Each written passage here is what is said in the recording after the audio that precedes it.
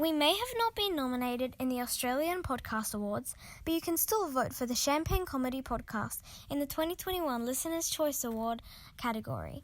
Cast your vote at australianpodcastawards.com/vote and search for Champagne Comedy.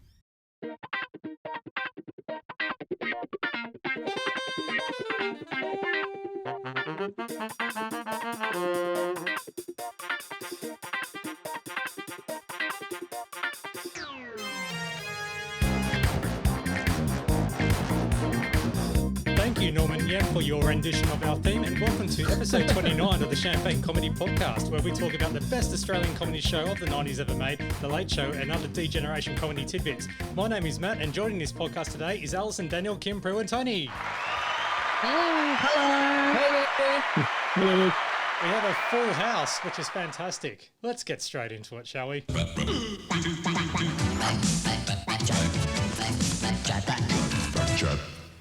And we'll start with Kim. As you know, there's a little bit of a corruption inquiry going on with Gladys Berejiklian and her ex-boyfriend, Daryl Maguire. And when Daryl was questioned by ICAC last week, it kind of sounded quite familiar, the answers that he was giving, which were kind of monosyllabic, kind of yes, no answers. You and I both used the phrase close personal relationship, or in your case, very close personal relationship. I take it that included a close emotional attachment? Yes, we had our moments, but yes. You loved her? Yes. So far as you could ascertain, she loved you as well? Yes. You holidayed together from time to time? Yes. You had a key to her house? Yes. You contemplated marriage? Yes. With her? Yes. There was discussion about potentially having a child? Yes. It was a relationship, I take it, that was attended by a level of physical intimacy? Yes. Used your position as a member of Parliament to gain benefits for you and persons close to you, correct? I think the term was pain in the arse, yes. You're prepared to adopt the pain in the arse term, is that right? Yes. You were being a serial pest both to Minister Ayres and to Treasurer Berejiklian associated with that project? Yes.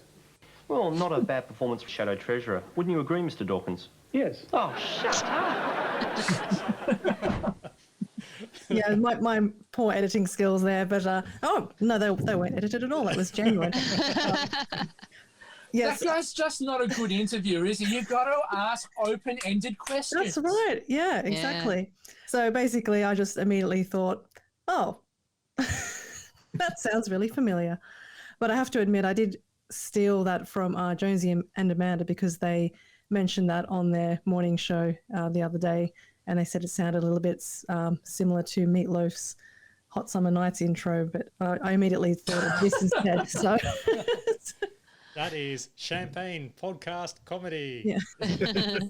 If you don't understand, it's in the first season. I can't remember which episode it was. It took me ages to find it, and I still didn't write it down. The one where they talk about the different positions and the tax. Do you know what I'm talking about? So here's the Yes. thing. Yes.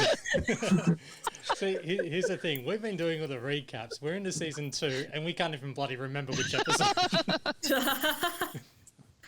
Thanks for listening, everyone. We'll put it somewhere on Facebook or Meta or whatever you want to call it these days. Yeah. Yes. So now, speaking of podcast episodes, from the episode 28, where we had Azura Project's Shannon on, and we also had a request from a listener. So here's a short little recap. Listener Leonard wants to hear good old competition Furter guy and take on Franco Cozzo. Cozzo. So, Yeah, well, he kind of wanted to hear the two of them have a one-on-one together. So this is the result. Grandchild. I don't know where I think is in Brunswick and Footscray. Franco Cozzo, have the pleasure to present to you Il Modernissimo. What do you think they're going on competition further? Bedroom suites, dining room, and wonderful lounge. Why don't you come for yourself and have a look at this Magnifico? Okay, going on competition further? Il Modernissimo, only can found from Franco Cozzo. Seriously, you put a drum beat under that and you could release that as like a 12-inch. That will bring the house down. That's fantastic. The mashup we didn't know we needed. Yeah. No, I knew I needed that. Yeah, well, guess what I've gone and done? Oh, no. Drum beat. You, in fact, put a drum beat under that. Well, yes, I might have. And just a reminder that, Franco has nothing to do with the Late Show, but he is a Melbourne icon, obviously. So, this is going to evolve a little bit more. But let me just load in a special Champagne Comedy remix into my cassette player. Yep, there we go. Grandstyle. I don't know. Where? I think In Brunswick and Footscray. Bedroom suites, dining room, and wonderful lounge. Why don't you come for yourself and have a look at this Magnifico, Il Modernissimo, only can found from Franco Cozzo. Buy from Franco Cozzo. Megalo. What do you think they're going on competition further? I had rocket dungeon treatment. I always Australia at the present time, we have too many parliament members starting Australia. That's nothing. Look at him. He looked like a schmatter. That still has to be going for 150 years. The song different from 150 years. They changed the song for nothing. 150 years been going. And I got a nice cup of tea with toast. Discussed that yesterday. I was on a bus trip to Bow. One sits down, one stands up. I'm very well known. I'm very well known. I'm available, but I'm real hard to get. Tweet. Good day from Dominic. How are you? No, not Miss. Mister. I like that. No idea. It's all too confusing. Oh, we are young and free. I think we'd have to sing a song about a new flag. One with it's just like a bum with a fist coming out of it. Bloody Jeff Kennett. Grandstyle. I don't know. Where? I think In Brunswick and Footscray. Bedroom suites, dining room, and wonderful lounge. Why don't you come for yourself and have a look at this Magnifico, Il Modernissimo, only can found from Franco Cozzo. Buy from Franco Cozzo. Megalo. What do you think they're going on competition further? Oh, that's excellent. Amazing. I'm going to get sued, aren't I?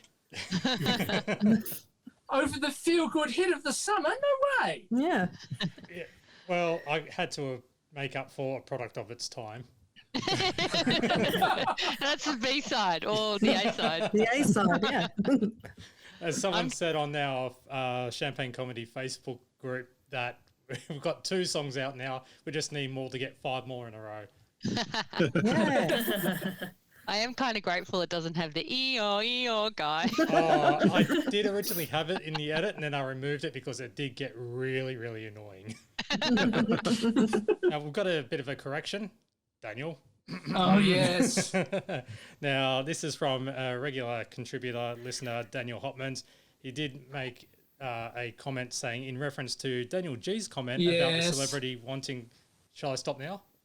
No, keep going. All right, about the celebrity wanting to sing a Madonna song. This was for the musical finale. It was actually Tony Bonner and not Norman Yem, which... Yeah, Tony Bonner, Madonna. I don't know how I made that mistake because I don't know how many times I would have listened to that DVD commentary. It just totally slipped my mind.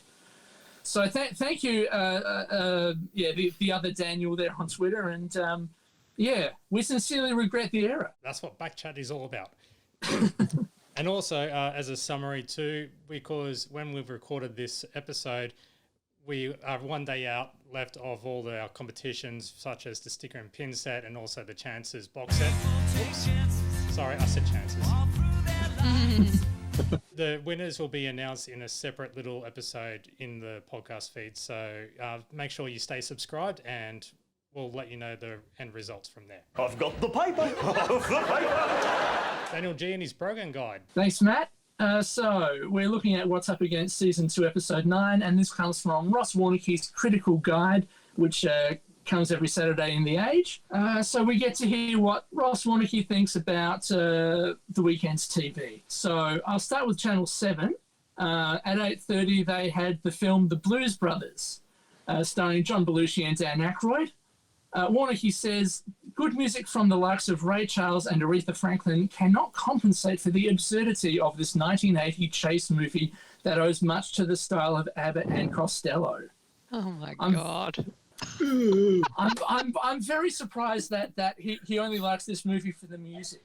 Oh, jeez. Although, this guy's such a wet blanket. Imagine not liking the Blues Brothers. It is. I watched it recently, and watching it as someone in your 40s, it is kind of absurd, but it's also heaps of fun. Yeah, it's good absurd fun. Well, yeah, that's kind of, when you say absurd, most people think fun, not like head-scratching befuddlement, which is what I'm got out of it. Yeah, I'm kind of wondering through what lens Ross Warnicki watched this. Fish eye.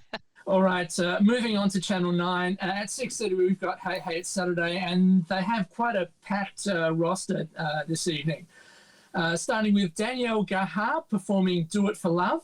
Now, yes, this is the sister of Eden Gahar, who at the time of this Late Show episode was the host of Vidiot, 5:30 weeknights on the ABC, and was later immortalised on the Martin Malloy album Poop Shoot with the phrase, "Check it out, Eden Gahar's got his hand up a cow's ass."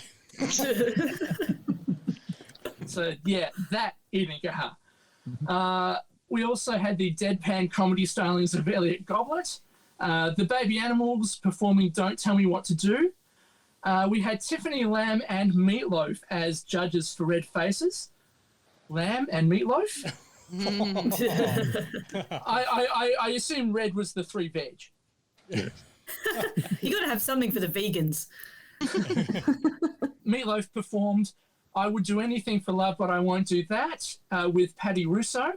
According to the intro from Daryl Summers, for the very first time in the world, but very infamously, I haven't watched the 50th anniversary special, so I don't know if it came up in there, but infamously, Meatloaf missed his cue and went, time out, stop, start this over, prompting Daryl to do the intro again, saying, for the second time in the world. Then we had Tina Turner in a pre-recorded interview with Daryl, and then finishing off with Tim Finn performing Persuasion.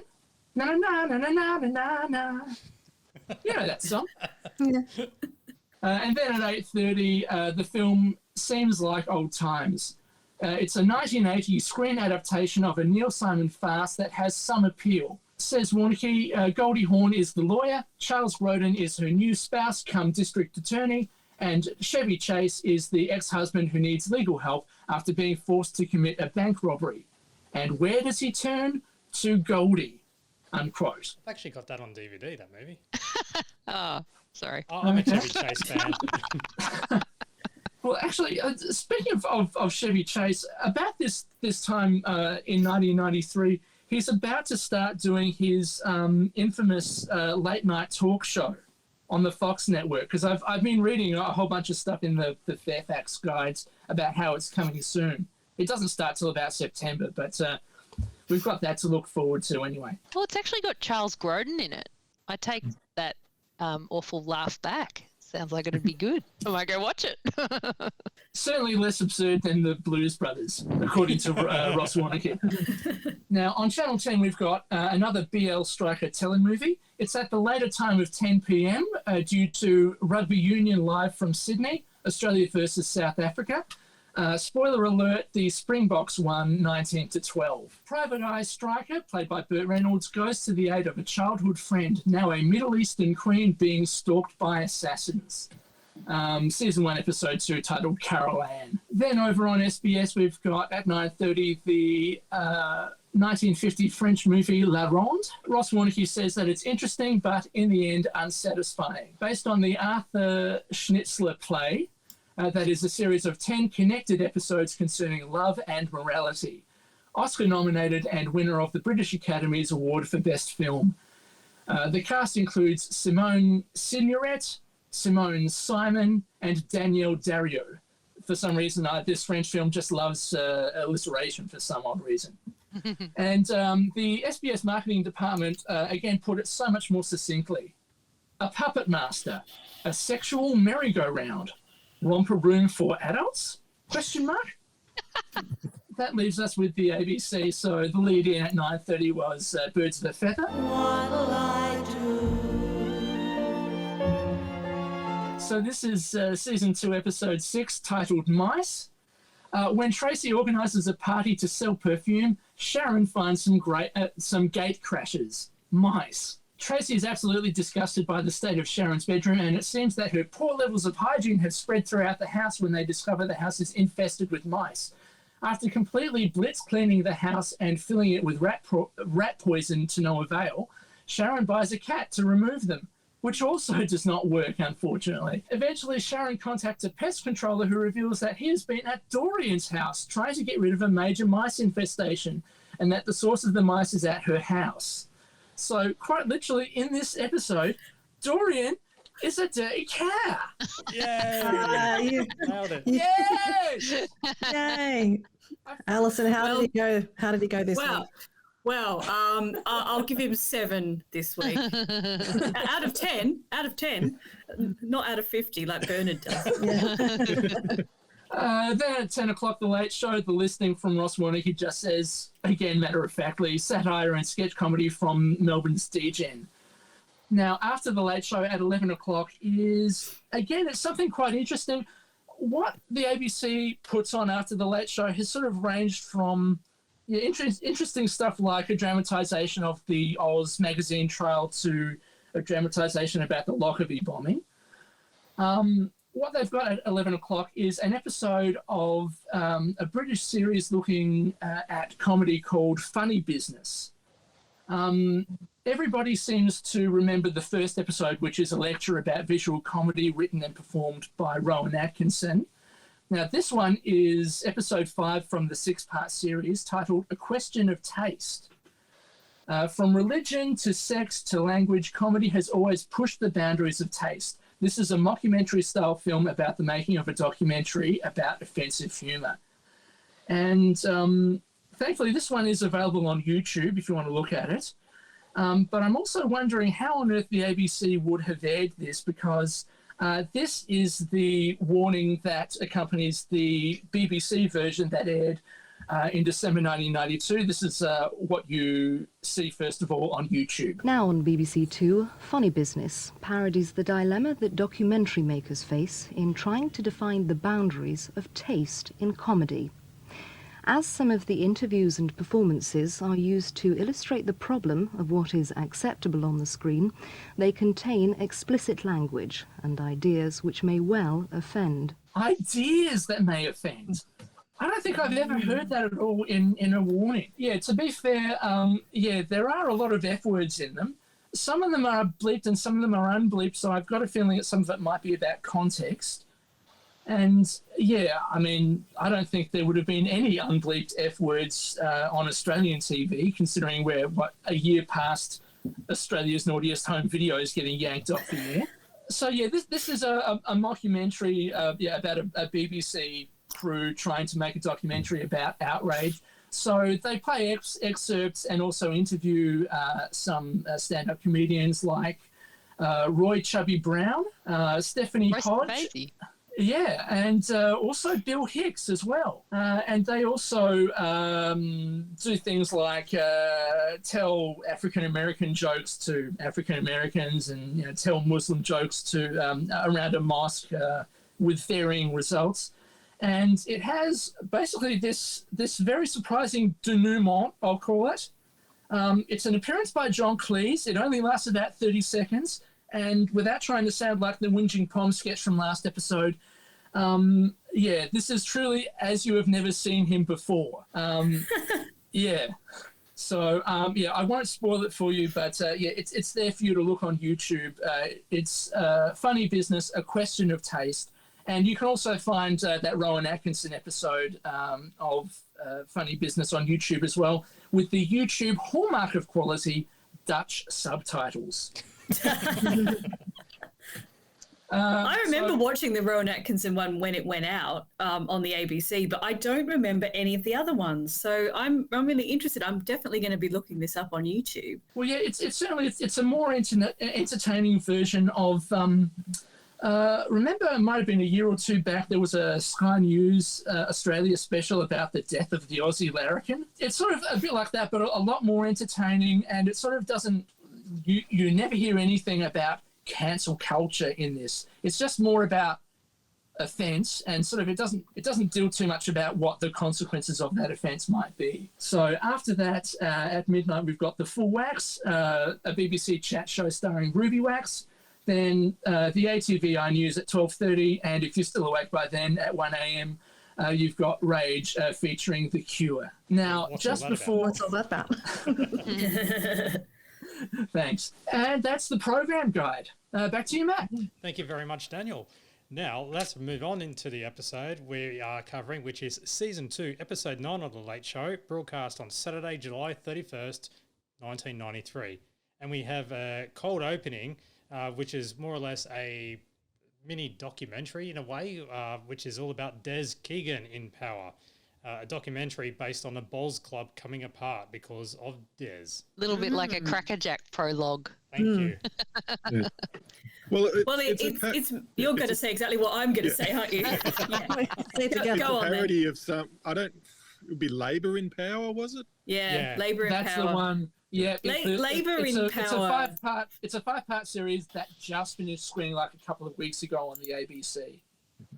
And it was a documentary about the Hawke government, basically. And so all of the key players are interviewed, including the current Prime Minister, Paul Keating, Bob Hawke, all the major ministers. And it was a really fascinating, well-reviewed documentary. And this is transplanting that idea into a bowls club. I think the issue that I have with this sketch is that I feel like it needs to be, it feels like maybe it was one of those kind of long documentary style sketches that they made a lot of, and you sort of feel like they've cut it down quite a lot, and so you feel like you're missing some of the context of this, and you don't quite get what's going on. So I'm kind of wondering if it was originally intended to be longer. I just kind of think it needed some more jokes. Yeah, that too. The one bit I found I was laughing at was the guy who couldn't remember who he was when they kept cutting back. And it was like, you need one or two more bits like this. Whereas what, you didn't like the 10-pin bowls reveal at the end? The end was good. Yeah. I love this sketch because at the time, in probably 93, my grandparents started to muscle their way into power positions at their local bowls club. And there was a lot of politics around my grandfather becoming the secretary and shouldering someone else out of the way, and oh my god, and just looking back on it, it was like a memory, because nowadays I walk past these bowls club, in particular there's one really close to me in St Kilda, and I just think, fucking hell, when is that prime bit of real estate going to be handed back to the people? I feel like bowls clubs are a blight on our society now. Oh. So you're on the John Clark character's side in Crackerjack, are you? I just think it's a relic of the past. And, come on, but they got beer at genuine 1972 prices. Who knows? Because you can't really go in there. Well, unless you want to play barefoot bowls on a Tuesday or something. Personally, this Labour in Power piss take is sort of all right, but Pistaki. Sorry, that's for later. Spoilers. I think the John Clark and Brian Dorr sketch about Labour in Power does it so much better and so much quicker as well. Look it up. After the opening titles, we've got the opening remarks with Tony and Mick on stage, and it's all about TV theme tunes. Now, this whole intro is pretty much on the Best Bits DVD, so one of the best intros that they've done. Absolutely. I think this intro is deserved of the best bits. Yeah. Title. Yeah. So, in regards to the whole Murder, She Wrote theme, Look,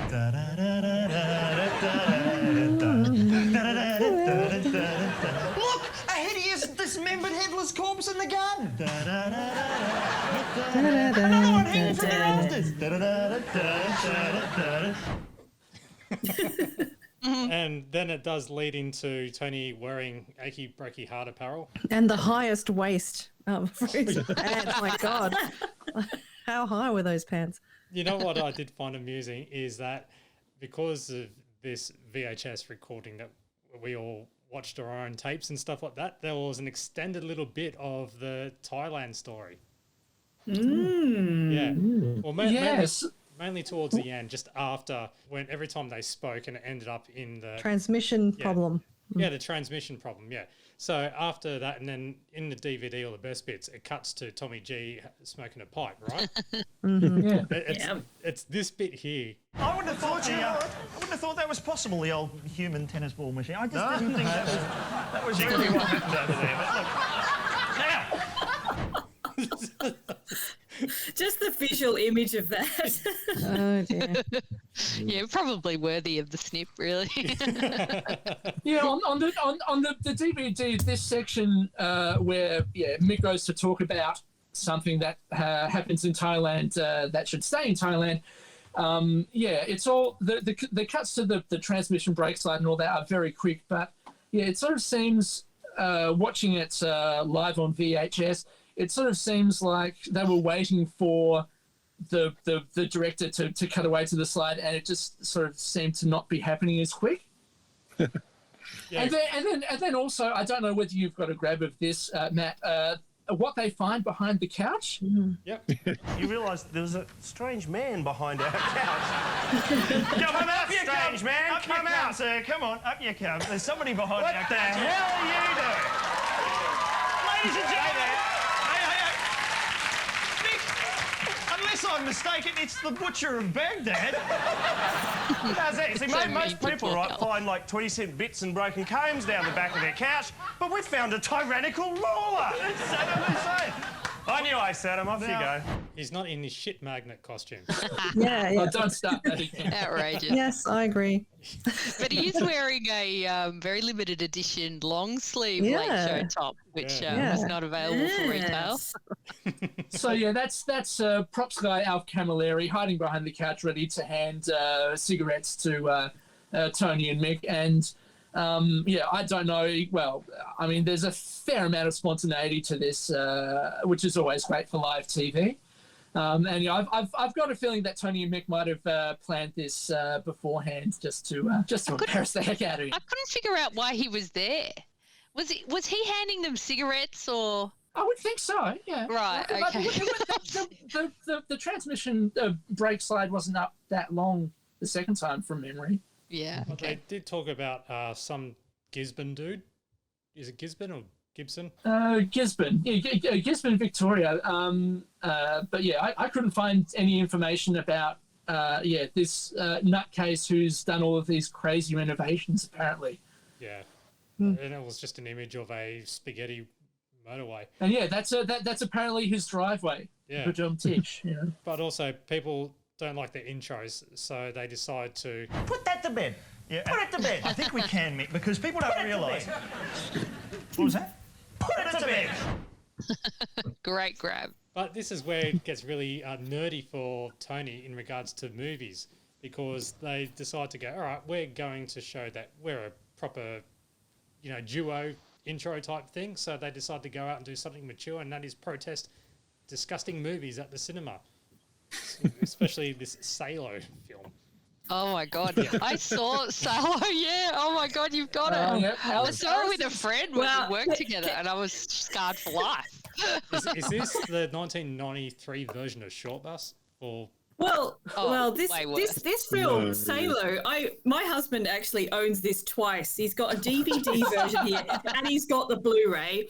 Now, they're not yours; they're your husband's. I just want to point out they're not mine. Yeah. I have watched them, but anyway, Salo was actually released in 1975. It's an Italian film by Pasolini. it is a satire on fascism, right? Its subtitle though, and this may give a hint as to why people protested it, is the 120 Days of Sodom, right? So let's just say that things get a bit interesting. There's a very infamous scene which I'm not going to describe on this podcast, which happens towards the end. There are also some other scenes which are equally disgusting, but in different ways. So what interests me about the Salo Protest was it re-released in cinemas in 1993 for some reason? What happened in Australia was it was banned. There was a really narrow window where it wasn't banned. And this must have been when they were protesting. Then it went back to being banned. It was unavailable in Australia for years. They eventually got it released, but it's only allowed to be released in context. So you can't just have a DVD with Salo. It's got to be Salo and a lengthy documentary/commentary explaining what you're seeing. I didn't have the foresight to bring my 3 copies along. I'm now reading the back of this to see if it's got this explainer on it. No, the Australian. If you want to pause, I can go find my copy, which is the Australian release that has this stuff with it. They may have given up now, but it was a big deal at the time, and it was when I was reviewing DVDs. And it was a big deal that they could release this, but only with sort of commentary. It's like you can only get American Psycho in Australia if it's wrapped in plastic because it's too toxic for local readers. And this is the same kind of thing. And I assume, I could be wrong because I've done no research as usual, but there was a brief period where it was legal to watch it. And I'm thinking this is when they had their protests. And they asked Tony to write the commentary, I'm imagining. Not enough Norgs, pretty much just summed it up. They're outside Carlton's Track Cinema as well, so R.I.P. Is it? I think it's Toorak, actually. Toorak, no, you're right. Yeah, down Toorak And it's Road. sad because it's closed. Both cinemas that they stand in front of are closed now. Greater Union, I think, was quite famous and wonderful. The Greater Union is completely gone now. Yeah. But I never went to Track, so I'm kind of... I went to Track a few... You had to go through the shopping centre. It was like at the back of this shopping centre. But it was your bog standard 90s art house cinema. So if you went to the Lumiere or, the Kino, you basically know what the Track was like. Right. Although also screening at the Track, according to the signage there, something called Sumo Do, Sumo Don't. Yeah, I saw that. As well as Jurassic Park coming September 1 and School Ties. Oh, School Ties, I remember that. Yeah, that was like the Poor Man's Dead Poet Society. Brendan Fraser? Yes, it was too. Oh, yeah. Wow. Just the final bit when they're down in the park with the placards. My favourite one is down with deciduous. Well, they also protest Kool and the Gang. Too much Kool, not enough Gang. And there's a lot of other films they protest, but you get the idea. I will just say about this intro that because we know it's great and obviously it's on the best bits, but one of the whole things about this episode is it's a really neat and tidy episode. Like it's just got a really great pace to it. And although it's not one of the greatest episodes of all time, it is really, really good and it has a lot of good segments in it. And I think it's just because it starts so well. There's this really great intro and it keeps the momentum going. Because some intros are a bit iffy and you think, it'll get better, but this one's amazing and I think it does the whole episode really great service. Yeah, I think if you were looking to introduce someone to The Late Show as The Late Show rather than a bunch of sketches, this is a really good episode to show people because every sketch is good. It really sort of everything hits. And now it's over to the news desk with Tommy G.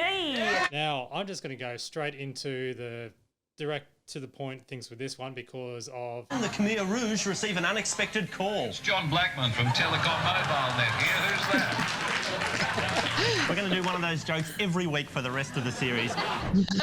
every few minutes, rather. Exactly. The more Tommy G was on autopilot, just letting the jokes write themselves with John Blackman bits. Thing is about the John Blackman mobile net. I laugh every single time, and it's the same joke. I don't know why. It's just funny every time. Because I remember the ad, but I don't see where the ad is on YouTube. Is it online for us to find? Because I remember the ad, but I don't. I want to hear it again. But what was it? Was it a radio? I sort of always assumed it was a radio promotion or something where he would ring different people because there are slightly different versions of the clip that get played on the Late Show. So I don't know what it was actually. If anyone knows, write in, tell us. I think the reason why this recurring gag is so funny each time is that it just turns up in all of these unexpected places. You never know when it's going to just spring up on you. I'm going to skip a new story, which is that new Japanese PM one. That was pretty. Oh, actually, I really liked the Japanese sketch thing. I really liked the bit where he said they were running a campaign of only talking to supporters through a trellis. I'm glad you've got something for it. Yeah, that was just it. But the Nazi war trial one. We acquit the appellant on grounds of doubt of the charges attributed to him. Unfortunately, there was a cross line on the translation. It's John Blackman from Telecom. See, still funny. Even in the context of Nazis, still funny. I think it's so funny because Tommy G is just so relentless with it, and that's what's funny. It's like, I'm not going to give up. I'm going to keep dropping this joke. Well, so the thing is with that one, with that story, Damnyunyuk or whatever. See, there we go. I failed. But that documentary, when that played, that there's actually a Netflix documentary based on that guy, where I think it's The Neighbor from Hell or something like that, and he was found in Cleveland. Yes. Yeah. Wow. So when they did that news story bit, and then they played the John Blackman bit, I just got, oh, actually, I know all this stories because that documentary is actually quite interesting. So is he not Ivan the Terrible and merely Ivan the Disobedient as Tommy G jokes? Well, guess what? I get to dust off. Yeah, the next segment. A product of its time. Yeah. Yes. Which is Archbishop Desmond Tutu. Yeah, Rob Sitch doing blackface. Okay. Yeah. Was this the last? Yeah. Was this the last sort of blackface sketch on the Late Show? Let's hope so.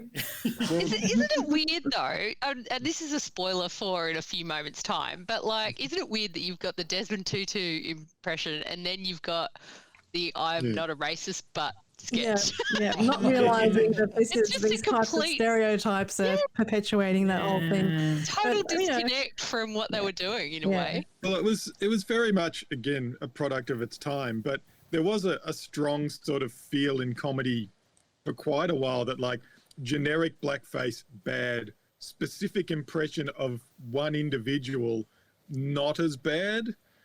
And like you could sort of go, well, you know, I'm not being generically racist. I'm just parroting this one figure in the news that happens to involve me going down the blackface path.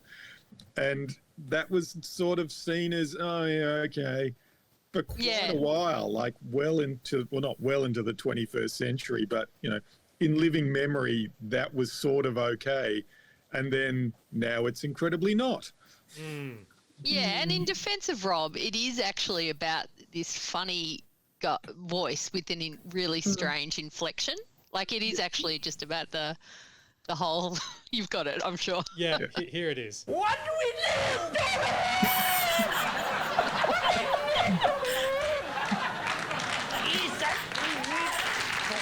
And that was Santo with the sound man. Yeah, he was the bit with the sound man whose ears are bleeding. That's the best moment, obviously, from this sketch. But yeah, it is so over the top. This sort of thing that it merely helps raise it above from generic blackface, as you would call it.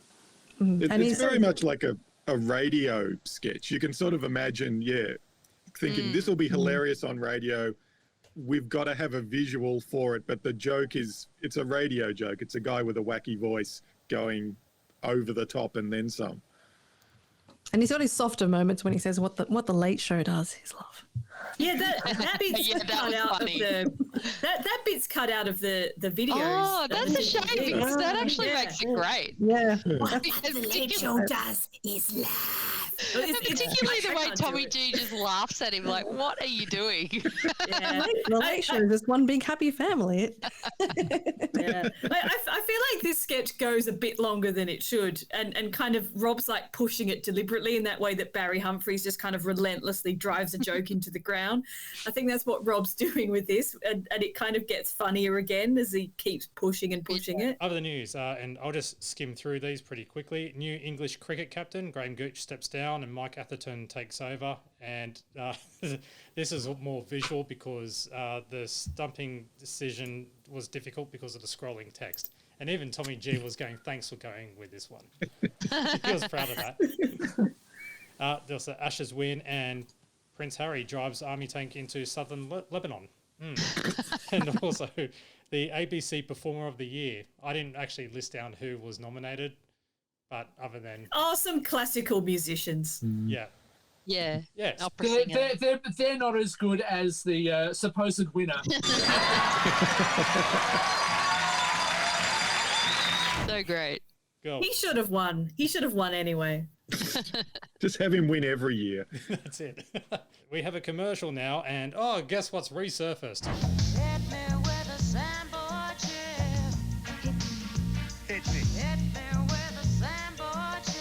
Yeah, it's the Kim Wilson piss take. Yeah, it was sort of inevitable that they'd do a parody of this, having sort of trashed it a few weeks previously. So nice to see, nice and short as well. Yeah. Yeah, I didn't like this one actually. I don't know why. Maybe it was just too violent? Violence, yeah. Especially the end. Hit me with a large house brick.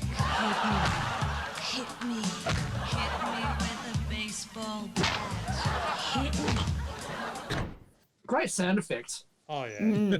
A lot of people slapping pumpkins or whatever, Foley people do to get that sound. We're on stage, and this is where the teaser came in if you subscribe to our podcast. Then out the back, we've got the gymnasium where we train first thing every morning after we eat. We come out and train. Your own gym? Yeah. More Foley work. And it's in the gym that the real work gets done. Almost 50 years old, Bob Jones is still an awesome fighting machine.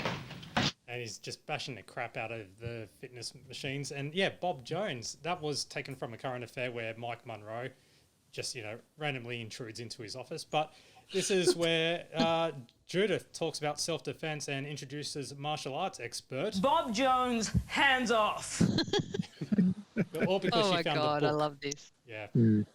Yeah, subtitled "A Unique New System of Self-Defense Against Assault for the Women of Today." As Judith points out, with Stevie Nicks on the cover. Now, when I first saw this sketch, I thought it was just, there's someone on the cover and they look like Stevie Nicks, so they're just saying that she looks like her. It wasn't until a few years ago that I found out, no, it's actually Stevie Nicks. Yeah.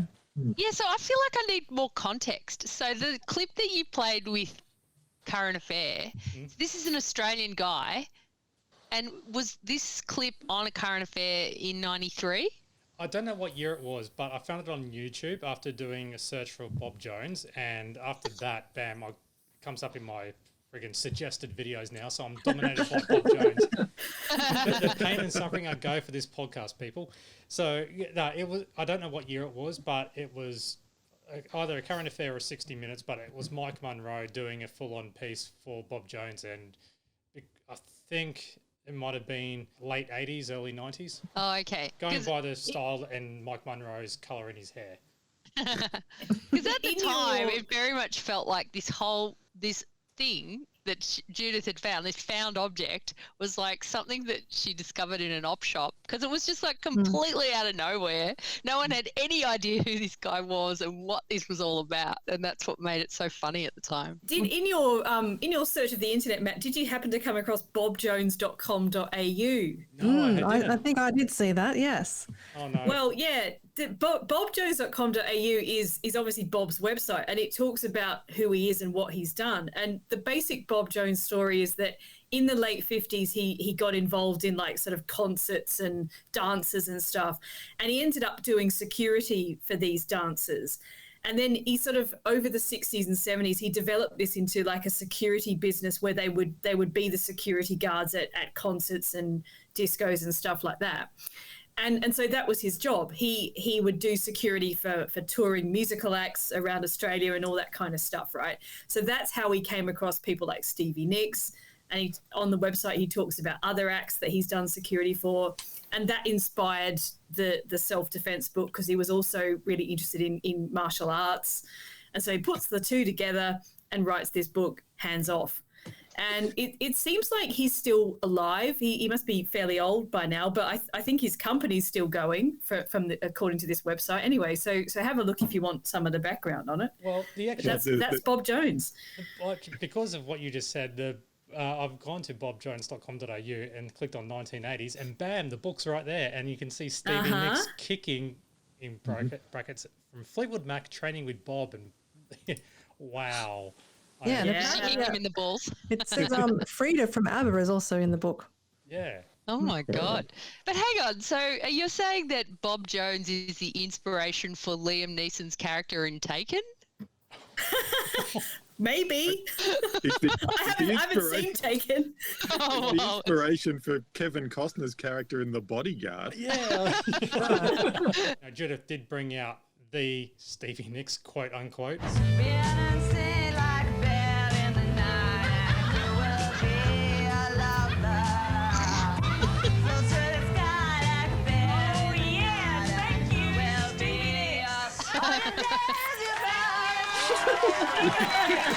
I just love the way the three of them performed this sketch. Like, it just like they nailed it in rehearsal, where it was just like, yep, so Jane, you're going to come out and sing this shitty version. And we all know that Jane could have nailed that.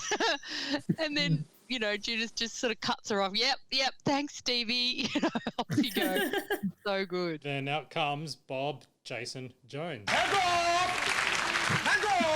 Yes, Mr. Bob Jones. Bob, you know Stevie, of course, Stevie Bob. When I went on my schoolies with like 5 other girls, that was our catchphrase. Hands off! So do you think Jason actually knew who Bob Jones was, or is he just kind of imagining what Bob Jones would be like? He does have that look of that persona, doesn't he? Especially when you go through the website now and you see all the images, all you can see is that hands off. Yeah, there's a pretty scathing review of the book on one of the blogs, just basically thinking that he's just a patronizing guy that just thinks he knows best, and apparently there's a sealed section in this in this book of basically a male anatomy and yeah, you can find it online. Do not read where to this wrench section. it off. Yeah. I think the thing that makes this sketch is Jason in the street, you know, doing just hands-offing everyone in the street. And sort of terrifying some of them as well. That last part of the sketch with Jason as Bob doing hands off to people in the street, that's one of the hidden extras on the Barge Ass and Olden Days DVD. And the really annoying thing, again, this might be pedantry, is that if you watch it with the subtitles on, it appears that Bob is saying, hello. Oh, no. Hands off, according to the subtitles. So I don't know how they got it so wrong. Well, that also backs up my claim about the shit and chick magnet. Did we ever resolve that question? Yeah. Yeah, everyone voted for chick magnet, but thank you. I got no comment because I want to keep you as listeners. Well, for a sketch that's reliant on 2 words, it really does get a lot of laughs out of those 2 words. It does, doesn't it?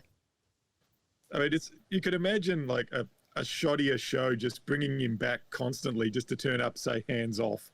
Get a big Yeah, laugh it's and such a leave. catchphrase. Yeah. Yeah. Oh, and the other And I one was just love the sarcasm from Judith, like, girls, it's full of tits. when he just says, "All your ladies out there." That was the other bit. We always used to say that and hands off. Well, I mean, to be fair, to bring it in a slightly serious context, the fact that it's up to women to have to arm themselves against assault and not about men to stop assaulting, is a point that's not lost on me. But how do we know that the hands off is not, advice for men? Men, hands off. From your vice-like grip on the boob. One last thing is that we also get an appearance by Myrtle Woods right at the end as Bob Jones's, I don't know what you want to call it, wrestling partner, punching bag, I don't know. Well, that's the bit with her is filmed on another street because he's going up Burke Street initially because he goes past the Australian Diamond Company guy who everyone in Melbourne knew for like 30 years. And then, they cut away. So I'm not sure where the second bit is filmed. I think it's Glen Huntley Road. Okay. Elstonwick. I am so glad that you two are based in Melbourne. I'm so grateful. As a sad old man, a big part of the appeal of watching these episodes now is like, the old streets. I remember that. I remember the Greater Union. The track cinema. So many memories. 90s Melbourne. Pretty much. It's now a song parody, and we have. If you think you can comprehend the word I'm saying, a leaky boom boom now. Correct me if I'm wrong, but it sounds to me like what I'm saying. Something wet like leaky boom boom now. Yeah, that was Tony doing Snow. Is this not the greatest song parody that the Late Show ever did? It's certainly the quickest song parody they've ever done. And one feels like this would have been a radio bit, that he would have done every other minute, like Tony was really good at this sort of radio. But what I love about it is he's got the costume and he goes and does the dance and it's just amazing. Thank God it's on television forever. Yes. I uploaded this on YouTube about 13 or 14 years ago and it's probably one of the most commented on things that I've ever uploaded. It has 71 dislikes. And a lot of people are just like basically complaining about it. A lot of people oh my God, this sucks. Mama, what you No? People liked Informer? God, okay. I think they probably thought they were going to get the real Informer. Yeah, I think so. My partner has the single, CD single in the other room. There's one comment on here from Chicken Palmer who wrote this 13 years ago. I've been looking everywhere for Tony's Snow parody. Thank you. So there you go. There you go. Chicken Palmer. Yeah. Good on you.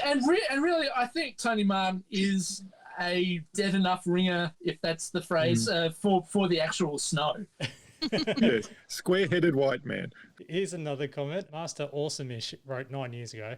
It lasts 30 seconds. You're all complaining about 30 measly seconds. These are the people who have done the thumbs down. What about that one before that, the hands-off guy? Because there's a clip before it. Got any Oh, I'm not going to say that word. Well, you better get something out. I can see it here. I'll beep it out. Got any critical comments that isn't constructive? That's why the world's in the chocolate right now because of this. I'm complaining about other people complaining. This is really as stupid. Oh, this is easily as stupid. Okay. In the chocolate. That's a good phrase. Yeah, in the chocolate. In the chocolate. I think that person's been watching Salo. Oh, God. Spoiler alert. Not that I'm Google it if you need to, everyone. Oh, maybe God, don't do it. Don't Google that on your work computer. Okay? Don't Google Salo full stop. No. So that commenter is fine to say, but not fine to say in the shit. Yeah, it's a product of its time. That's an odd choice of priorities. Yeah. But has anybody actually analysed the actual lyrics of Informer? Too scared to go near. Yeah, look up me bottom. Most copies of the music video that are out there don't have the lyrics scrolling along the bottom, but for some reason the version of the clip that they play on the MTV Classic channel has the English translation running along the bottom. So, thankfully, I transcribed the English translation. I don't think even the words running along the bottom, it's not directly what Snow is rapping, because he does it in this sort of reggae kind of style that I'm not going to try and replicate here, because I'm white. And so Snow. Oh, Snow. but I thought I might recite some of the song for you. Police, them coming, they blow down my door. One, him crawl through my window. So then they put me in the back of the car at the station. From that point on, I reached my destination. Now the destination reached was the East Detention, where they whipped down my pants and looked up my bottom. Informer, you know say daddy me Snow, I'm gonna blame. A licky boom boom down. Detective man said, Daddy Snow, I stabbed someone down the lane. A licky boom boom down. Yay. All to the backing of Nickelback. Beautiful. Yeah, I thought the only thing that I've got that's really classy, and I've got it on physical media, it's the string quartet tribute to Nickelback. Why do you own this? Yes, why? No, I don't want to know. Because it was $2 in an op shop. Oh, I love it. So there's a lot of things that are $2 in an op. Yeah, $2 too many. I just saw do you this realise and that couldn't go past it. Do you realise that if you had 10 British pounds, you could buy the Salo Blu-ray secondhand? Just pointing that out. And also, if you had $5, you can buy Any Questions for Ben on DVD, brand new. Well, here I have Snow's Informer CD single that my partner bought back in the day. So this is not my copy. So Alan, we both have partners who have really questionable taste in various cultural. Anyway, so let me just read what's actually on this. You've got Informer Radio Mix, Informer Album Mix, Informer Drum Mix, Informer Clark's Fat Bass Mix, and 5 Informer Clark's Super Mix. Ooh. So I don't know what the difference is between all of them. Let's play them and find out. Yeah. I don't know where the CD is. Remember those CD singles used to go for like 48 minutes?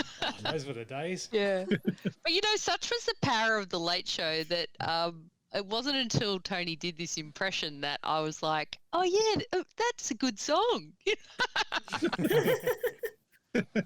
I was going to reach out to Snow himself, but I realised, God, we're better than that.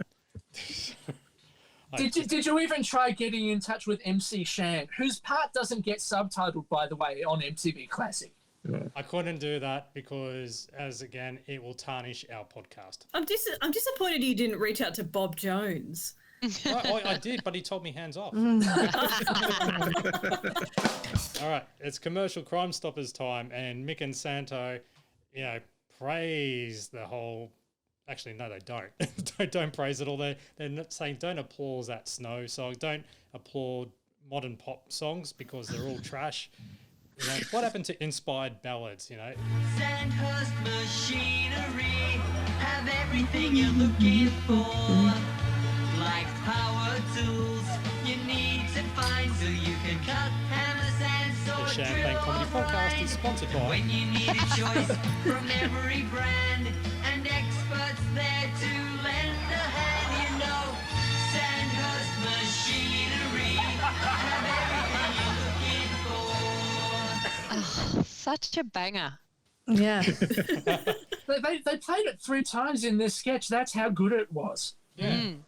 I even tried to reach out to Sandhurst Machinery, and it doesn't exist anymore. They evolved into something else, and then the trail went cold. So they're no longer in Bath Lane in Bendigo? No, Google that. It's a very trendy little shopping cafe plaza type area. It looks like a block of apartments from the street view. I had a look. I think we all Googled it, didn't we? Yeah. But a few years ago, someone got in touch and said they relocated to 166 Littleton Terrace. And there is a very small kind of hardware store there, well, power tool store. Yes, in between Bendigo High and an auto barn. Yeah. This is of no real interest on a podcast, but I spent a bit of time in Bendigo. So if you want a photo of the actual location, back in the I've been days. past a few times. So You didn't go in. Well, there's nothing. It's just hipster cafes. It's a trendy laneway now. But yeah, it's in the middle of town. I thought it would have been, you know, out on some industrial estate, but it's right in the centre of Bendigo. So yeah, so if anyone wants a photo of me standing at 24 Bath Lane, I can probably get yourself a turmeric latte and a protein bowl while you're there. It's actually. I think it's near like the Dimmicks or something. That's why I've been past. But yeah, it's all those laneways now in Bendigo are very sort of upmarket.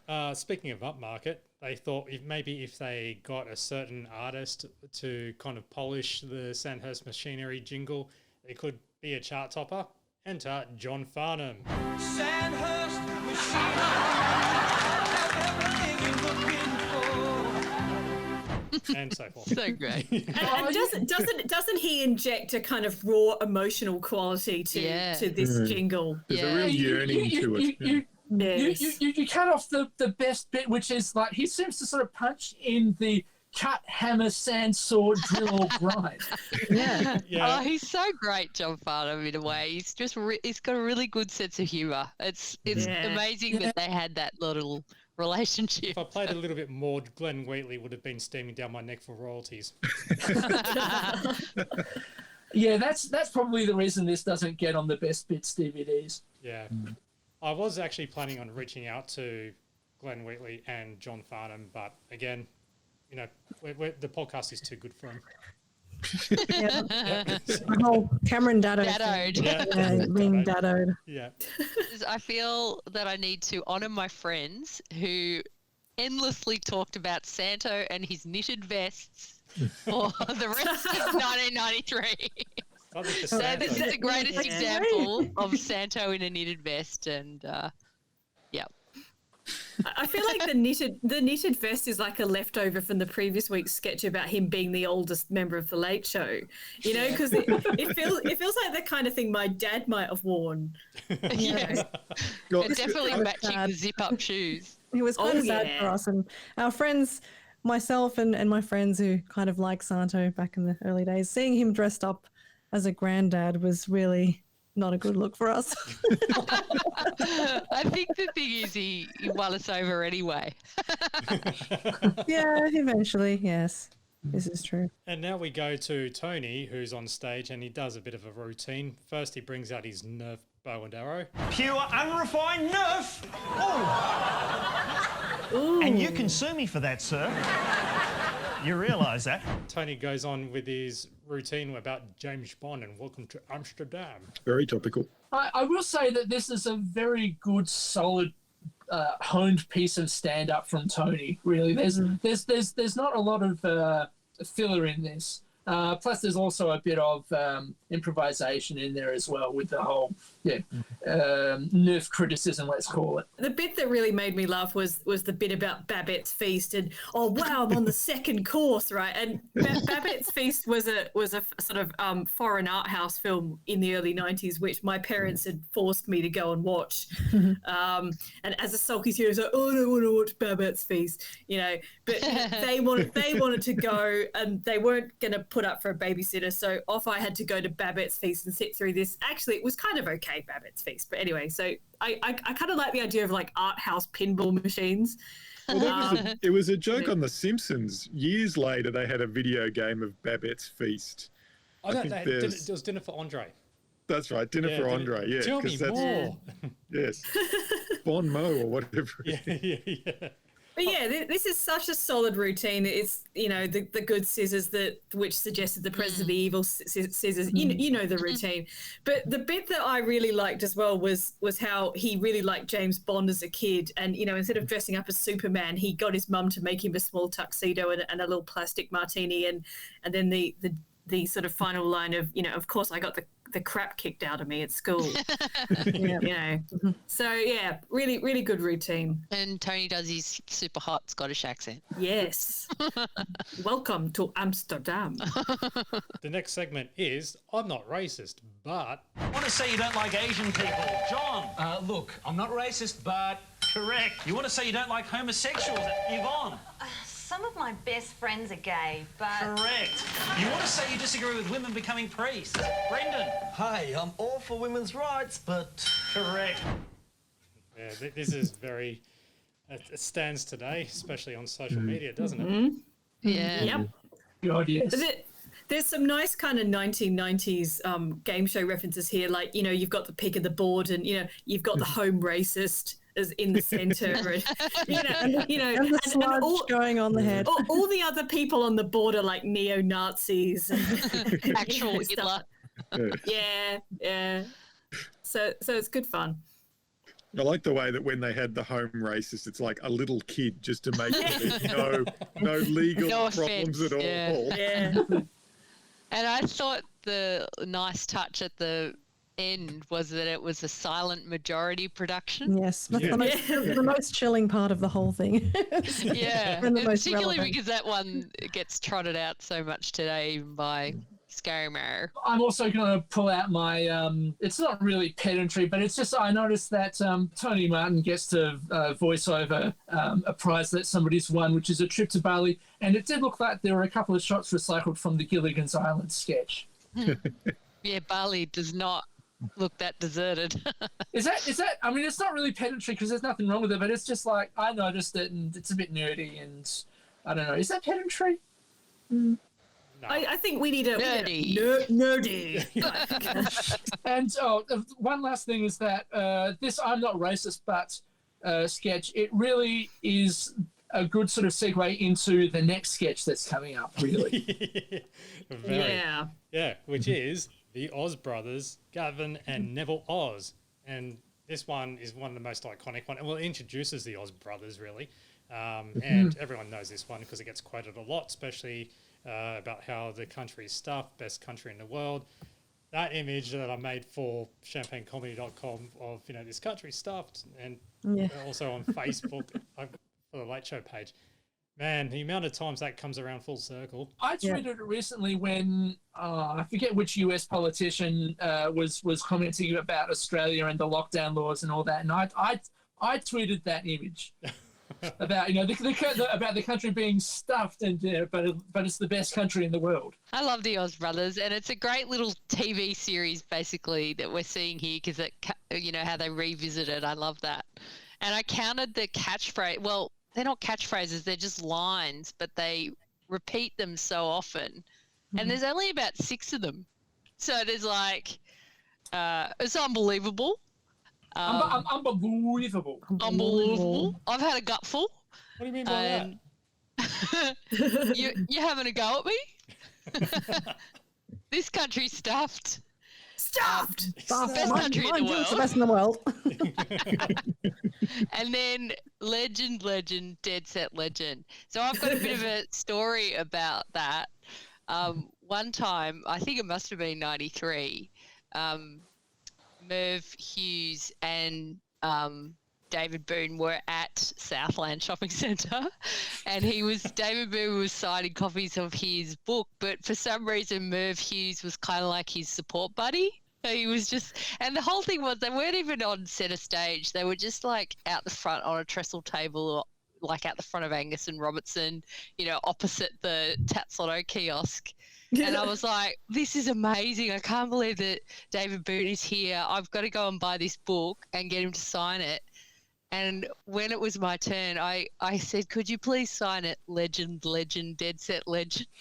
Did he do it? He looked at me like, what the fuck? Like, I don't want to, what is that? But the great thing about it was that Merv absolutely knew what it was, and he got it, and he was coaching David on how to write it, because he was just going to write legend, dead set, he wasn't going to do it properly. And Merv was like, no, it's legend, dead set legend. Do you still have this book? No, I've gotten rid of all that crap. You should have got him to put top bloke as well. You got rid of it? This country's stuffed. Yeah, what do you mean by that? Stuffed! Best country in the world. Mate, yeah. We've got to say that there was only one snippet taken out of it because it was a blooper, but because we're so used to the Best Bits special DVD compilation and all that, it's seamless. This is the bit. I spy with my little eye something beginning with B.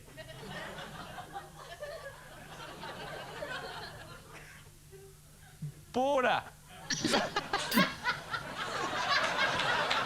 Nah, Booney. Booney. Booney. Sorry, I don't know what I was thinking there. Okay, I reckon we should get back to our game, George. What's the matter? Anytime you want to stay with a script, Neville.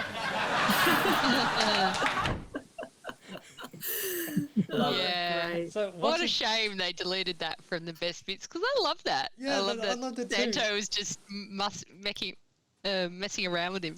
There are so many great lines in this sketch, and one of my favourite ones is the bit where they towards the end where they say, "Well, give us a sign of boon." And it's like, "Yeah, great century, mate." And they kind of like they don't look at each other and they sort of it's tap that each other. blokey. Yeah, it's like one of the most perfect parodies of a particular type of Australian male who just doesn't want to be viewed as homosexual in any way, you know. Yes. And it's all about being as blokey and as offhand as possible, and they just capture it so perfectly in that line.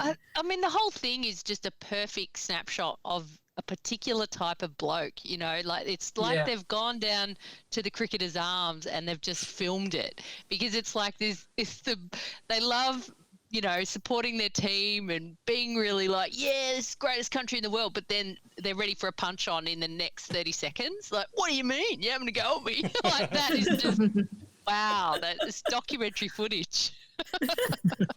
I do wonder what became of that Buddha Boon in the sketch. Yeah. Who's got that?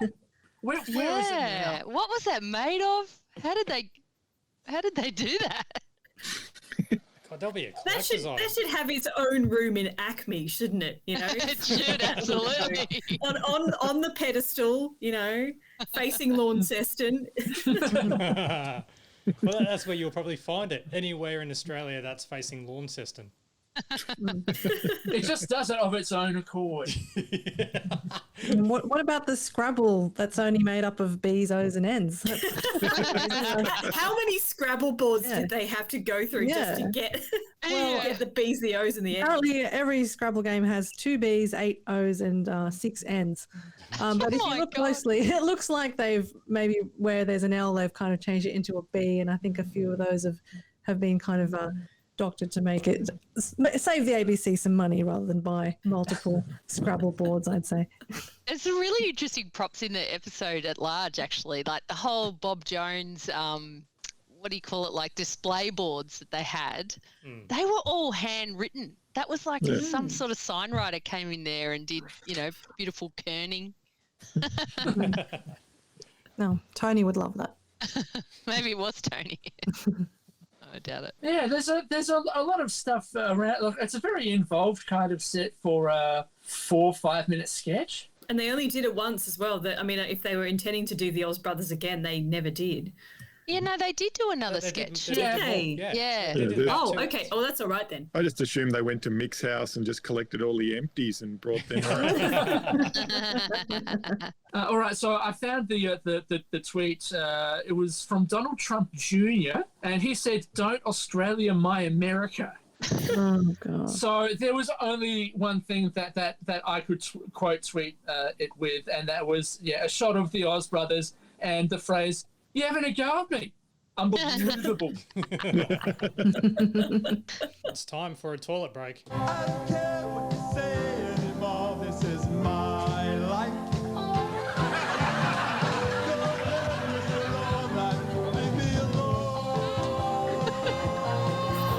Oh, here come the bum notes.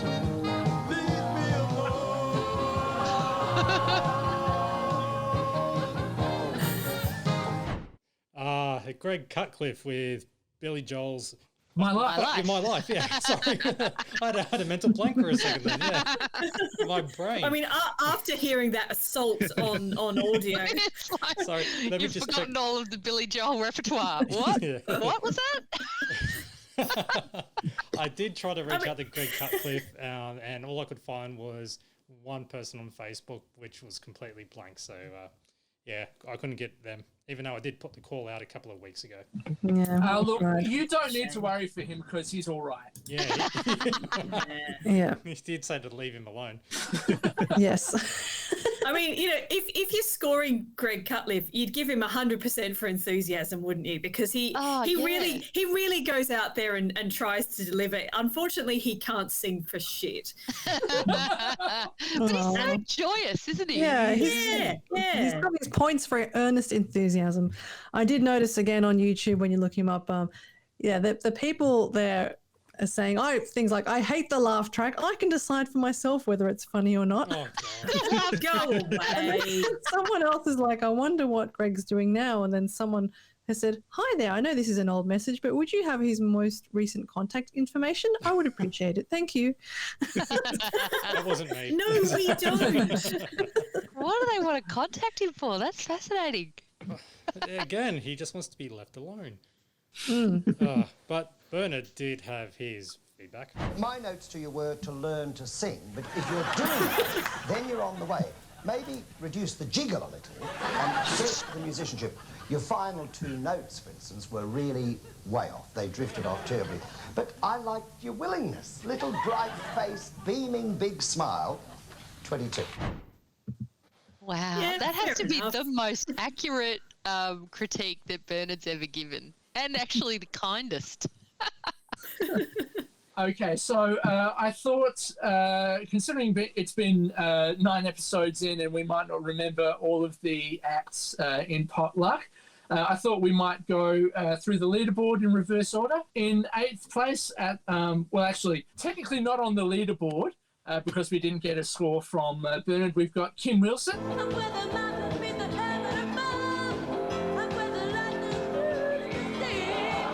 Then last in 8th place on 10 points, we've got Krista Cruel.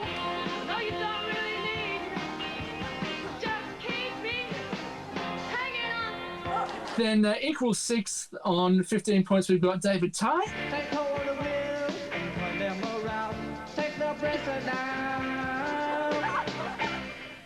And he's tied on 15 points with Christopher Lopez.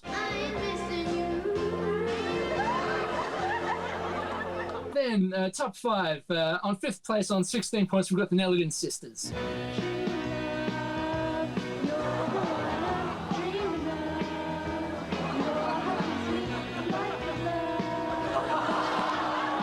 Then 4th place on 20 points, we've got the Spangles.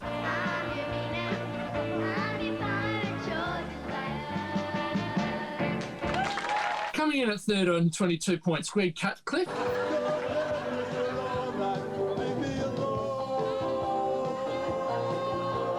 Runner-up, 2nd place on 34 points, Alan and Brenda.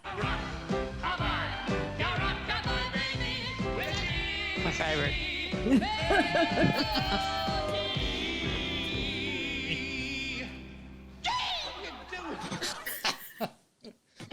And that leaves on 1st place with 40 points, everyone's favourite, Piffy.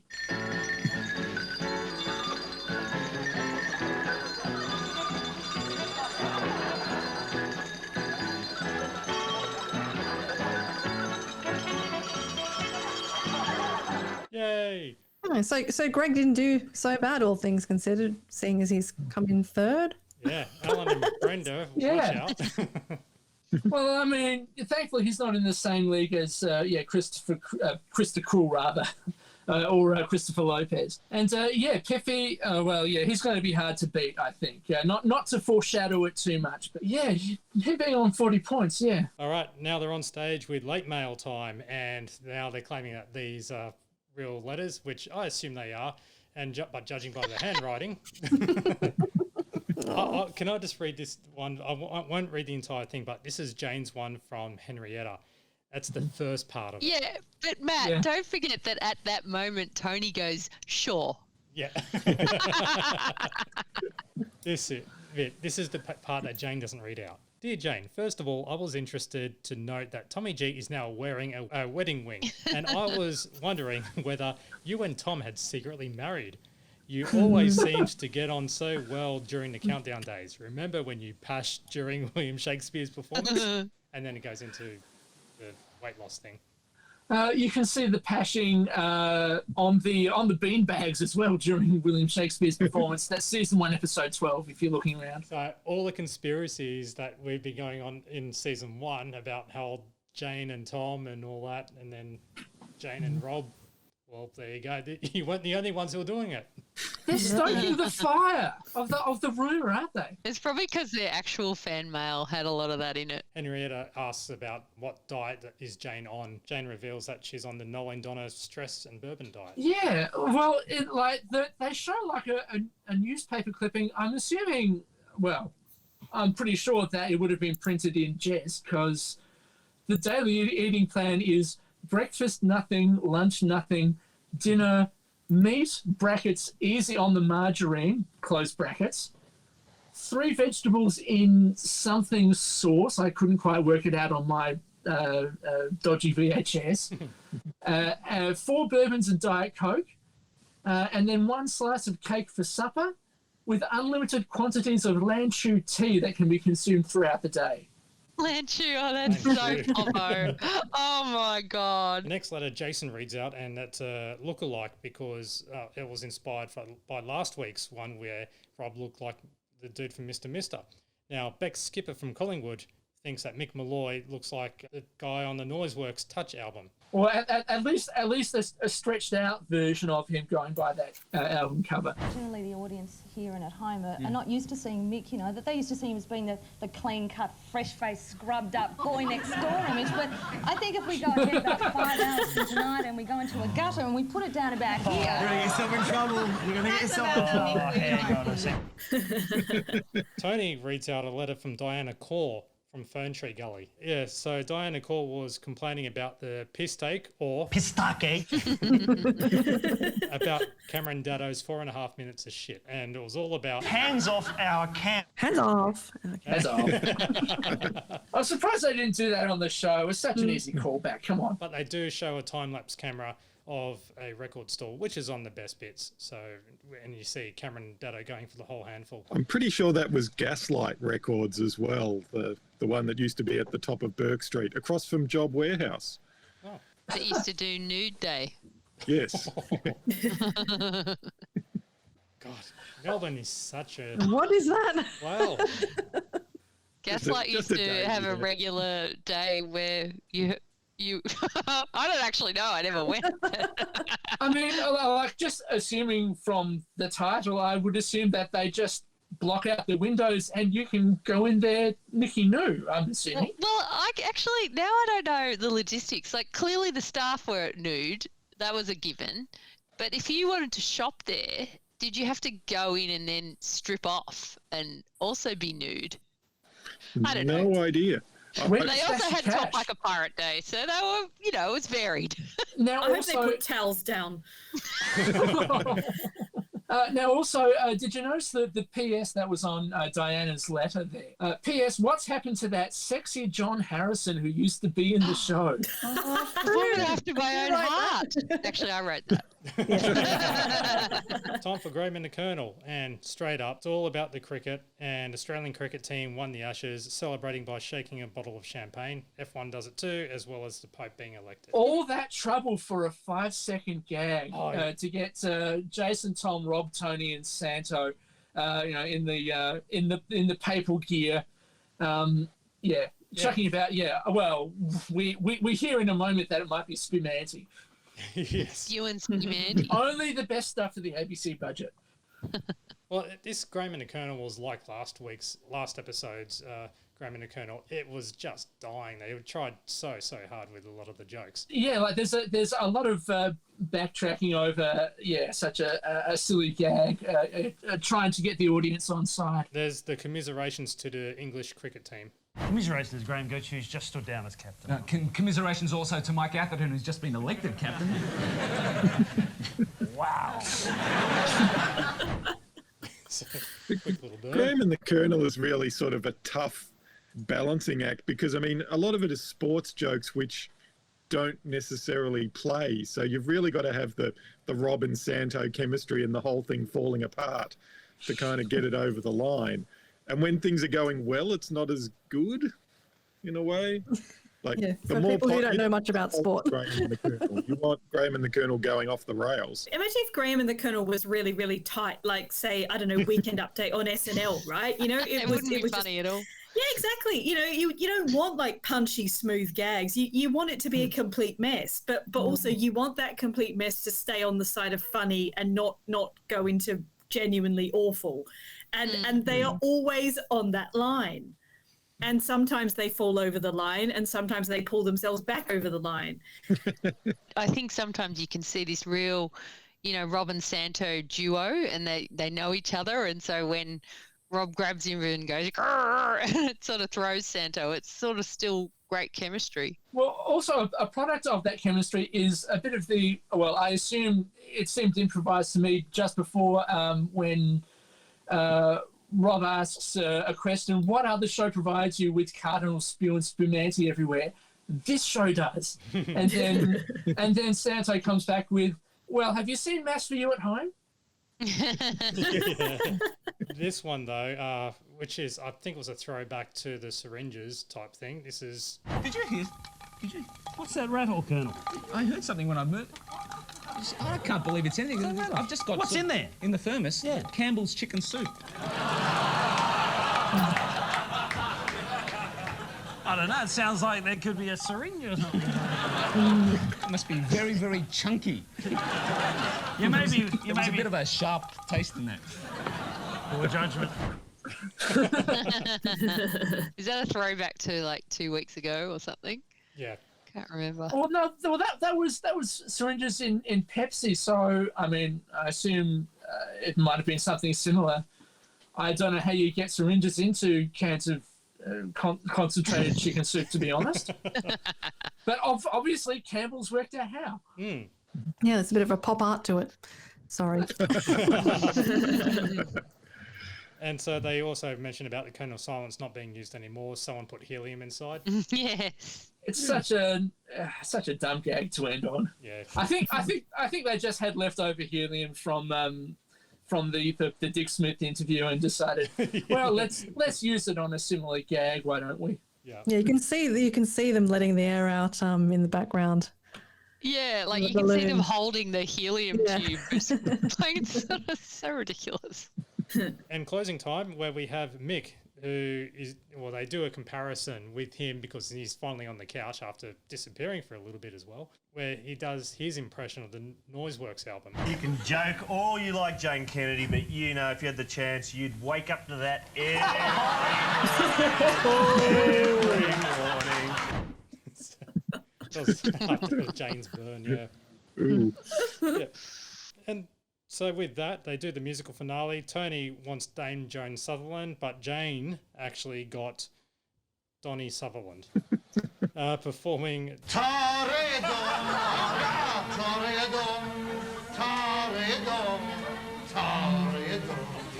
Just a point of pedantry here. Pedantry. Now, isn't the song Toreador actually for a male voice, and in which case Joan Sutherland would never have sung that anyway? Yeah, right on.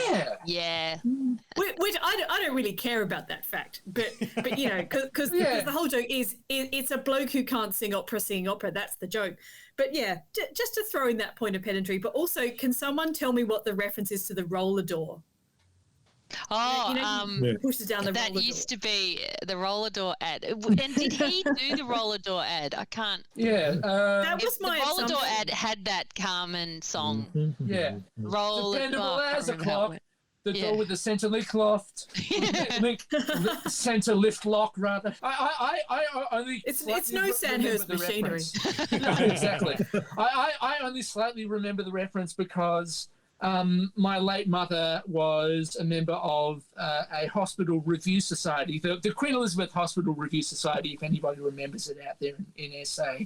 And one of their parodies was of the roller door ads, except it was for condoms. So the song went dependable as a clock, roll it on like a sock. Nice. After that, there was no audience solicit. Well, on my copy of the VHS didn't record. Mine didn't either. No, I was in Sydney, so I didn't. Yeah. Have. Well, in Adelaide, we never saw it, of course. Yeah. I'm looking at you, Tony, in Peru. No, I don't have my Your tape old ran out. copy anymore. I've Mm. got your I copy. was jamming as many episodes as I could onto each tape, so bits were cut off the end all the time. Gotcha. I remember my tapes used to have Drop the Dead Donkey on the end of them for some reason. They must have, like, I don't know why, that must have been on Monday nights or something. So, Daniel, was there any Easter eggs in the credits? It turns out for this episode, there was, because they've been really thin on the ground in season 2 ever since they got rid of the Michael Hirsch joke credit. So the special guests were Cameron Daddo, John Farnham, and Donnie Sutherland, along with John Flouse, Pat Laurie, Bill Laurie, Monty Maisels, and James McRae, who I think were all in the Des Keegan in Power sketch, and Myrtle Woods, who suffered her fate at the hands of Bob Jones. Now, there was also a thanks to ABC News, probably for the news desk footage, and also lethal lines from Darren Arnie Barrows. So, that's probably the bloke that was copying all the abuse about the snapper rod. And then under makeup was Linda Washburn and Steve Clode.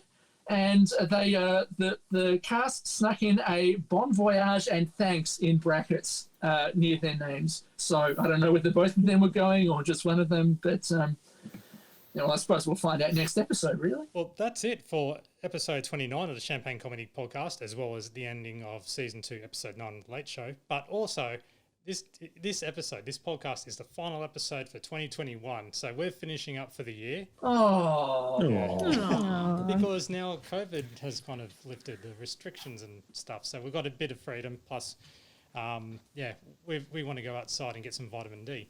But we will be back next year. So we're still continuing on. It's just we're done for this moment. But please stay subscribed, because there will be some extra special bits and pieces that will be released. So if you unsubscribe, you're going to miss out on some goods, trust me. But this is the last episode for the year for a recap episode. We will return in 2022. So yeah, there's still 11 episodes for us to do, and I really want to do them. Oh, indeed. There's a lot of good stuff that is coming up, so I'm looking forward to it. So please feel free to shoot us an email, champagnelateshow@gmail.com, Twitter @TLSChampagne, website champagnecomedy.com, Facebook Late Show, or search for Champagne Comedy Podcast group on Facebook. It's on private, but answer the 3 shitty questions and you're in. Also, we did put in an entry at the beginning of this episode. You may have heard that message from a certain... Yes, Kim, do you want to explain? Oh, yes, that's my daughter Audrey, encouraging everyone to vote for us as Listener's Choice Award category for the Australian Podcast Awards. So there you go. Vote for, do it for Audrey. Yes. Yeah, do it for Audrey. Yeah. Do it for the future generation of Late Show fans. Yes. That's right. So we spent our hard-earned money to get our entry in. We did put ourselves up for 3 nominations, but we didn't get anywhere with it. Now we have to live off the Noel Donher stress and bourbon diet. Well, we have to start living off that? I've been doing that for months. Honestly, please vote for us. We'll provide a link as well. Yeah, AustralianPodcastAwards.com/vote. You have until November 28, I think, 2021 to vote. Look up Champagne Comedy Podcast. It's really not hard to find us on that. So any vote will be greatly appreciated. So let's finish this up for 2021. My name is Matt. I just want to say thank you so much, Alison, Daniel, Kim, Prue, and Tony, as well as all the guests who have been on. There's too many to rattle off, but yeah, they're all there. So I just want to say thank you so much for coming on and wasting your Saturday night to talk about The Late Show. Oh, it's been really good, and can't wait to see you all next year. Yay. Yeah, and thanks, Matt, for all your efforts and all these audio grabs and the edits that you've done, and you spend all your Sunday mornings editing it together to get the episode out. Oh, good. You guys have been doing a fantastic job providing the content. So it's otherwise it'll be just, I won't go back to episode 1 of the podcast, shall we? Anyway, thank you so much. Have a great time. Catch you in the new year. Stay subscribed. See ya. Bye. Bye. It's John Blackman from Telecom. Who's that? Thank you for listening to the Champagne Comedy Podcast, created by fans for the fans. For more information on this podcast, please visit champagnecomedy.com. Produced by Matt Fulton Productions, mattfulton.com.au.